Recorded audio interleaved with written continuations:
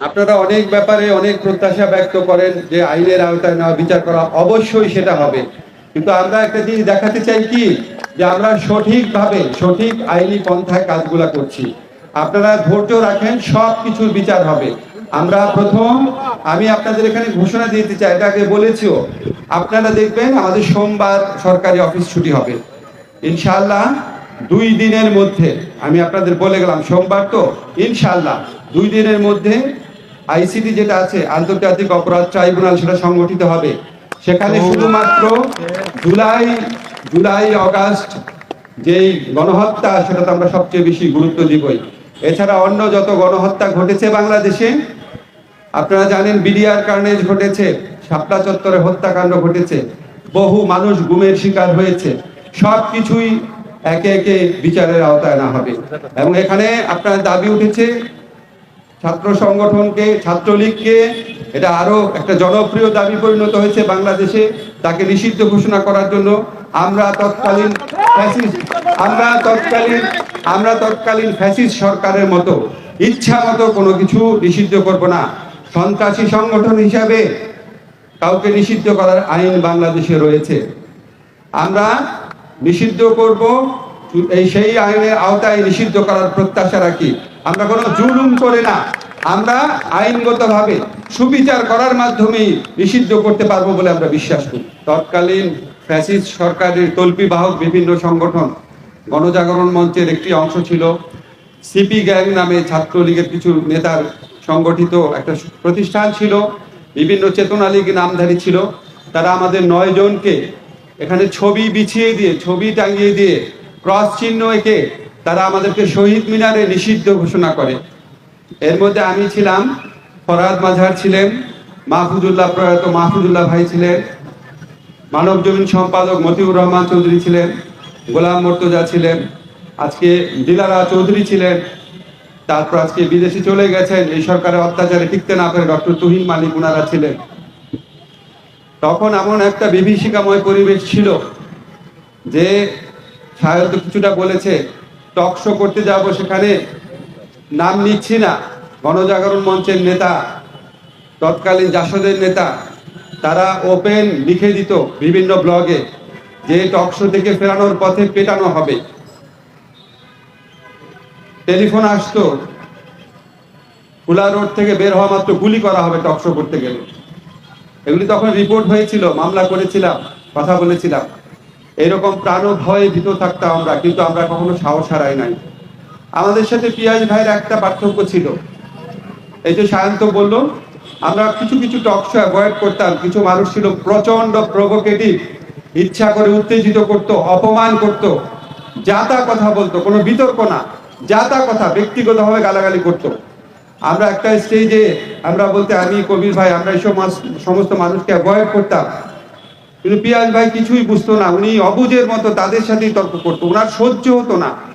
আমাদের চেয়ে ওনার ইমোশন বেশি ছিল, আমাদের চেয়ে ওনার উত্তেজনা বেশি ছিল, ওনার রাগ বেশি ছিল, এমনকি ওনার সাহসও বেশি ছিল।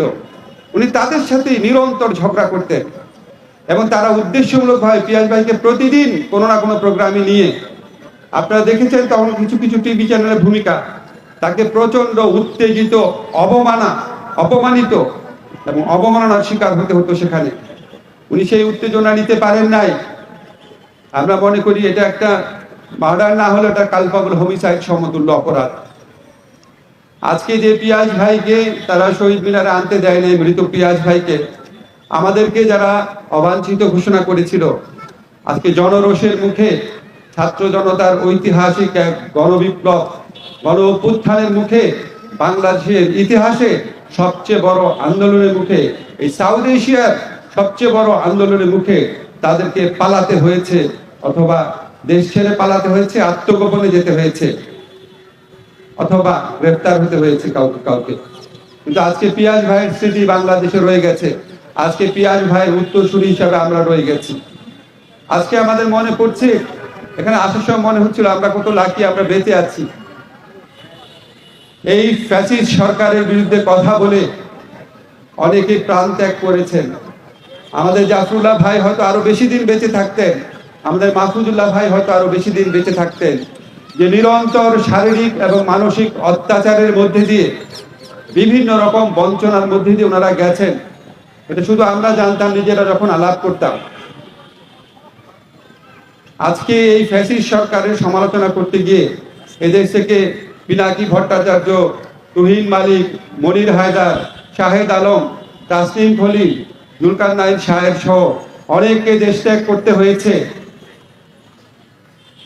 দেশ ত্যাগ করার পরও তারা নিরন্তরভাবে তাদের লড়াই চালিয়ে গেছেন। বাংলাদেশের মানুষকে এই ফ্যাসিস্ট সরকারের বিরুদ্ধে বিভিন্নভাবে প্রস্তুত করেছেন। আজকে আমি মাহফুজুল্লাহ ভাই, জাফরুল্লাহ ভাই সাথে সাথে তাদের কথাও স্মরণ করি, তাদের প্রতি শ্রদ্ধা জানাই। কিন্তু আমাদের মূল যে দায়িত্ব রয়েছে, আজকে পিয়াস করিমরা যেই কারণে অকালে প্রাণ হারিয়েছেন, যে ইমোশনের কথা উনি বলে রাখতেন, আবার মনে পড়ে উনি একদম শিশুর মতো সরল মানুষ ছিলেন।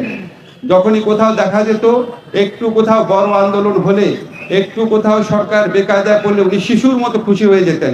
উনি একদম নিশ্চিত হয়ে যেতেন যে এইবার বোধহয় সরকার আর টিকবে না। বহুবার ওনাকে আমরা বলতে শুনতাম যে এইবার এই ফ্যাসিস্ট সরকারের পতন ঘটবে, এইবার এই ছাত্র জনতার জয় হবে। এত বেশি উল্লসিত হয়ে যেতেন, আমরা ওনাকে বুঝাতাম যে পিয়াস ভাই এটা ধৈর্য ধরে, নাও তো হতে পারে। কতবার যে উনি স্বপ্ন দেখতেন, আজকে সেই স্বপ্ন সফল হয়েছে, আজকে উনি নাই। আমরা নিজেরা লাকি, আমরা বেঁচে আছি। আমরা যারা বেঁচে আছি আমাদের প্রত্যেক দিন উনাদের আত্মত্যাগের কথা মনে রাখতে হবে। এবং আমাদের উনারা যেই দেশের স্বপ্ন দেখেছিলেন, যেই ভোটাধিকারের, গণতন্ত্রের, বৈষম্যহীনতার, মানুষের অধিকারের, সেই স্বপ্ন আমাদের সফল করতে হবে। আমরা মাঝে মাঝে হয়তো ভুল করব, আমরা মাঝে মাঝে হয়তো একজন আরেকজনের প্রতি আমাদের প্রশ্ন আসবে, কিন্তু আমাদের সকল কিছুর ঊর্ধ্বে উঠে ঐক্যবদ্ধভাবে একটা দৃঢ় লক্ষ্যের কথা মনে রাখতে হবে। ওনারা যেই জন্য এত সাফার করেছেন এবং ছাত্র জনতার বিপ্লবে এত মানুষকে প্রাণ হারিয়েছে।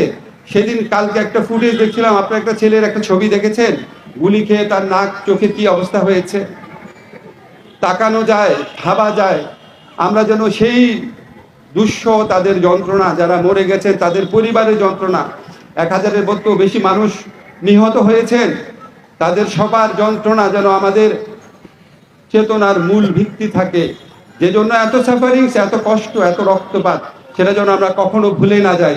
সেটা যদি আমরা ভুলে না যাই, আমরা যদি একটা বৈষম্যহীন, শোষণহীন, বঞ্চনাহীন গণমানুষের বাংলাদেশ গড়ে তুলতে পারি, তাহলেই পিয়াস করিমদের প্রতি আমাদের প্রকৃত শ্রদ্ধা জানানো হবে। আপনারা অনেক ব্যাপারে অনেক প্রত্যাশা ব্যক্ত করেন যে আইনের আওতায় নেওয়া, বিচার করা, অবশ্যই সেটা হবে। কিন্তু আমরা একটা জিনিস দেখাতে চাই কি, যে আমরা সঠিকভাবে সঠিক আইনি পন্থায় কাজগুলা করছি। আপনারা ধৈর্য রাখেন, সব কিছুর বিচার হবে।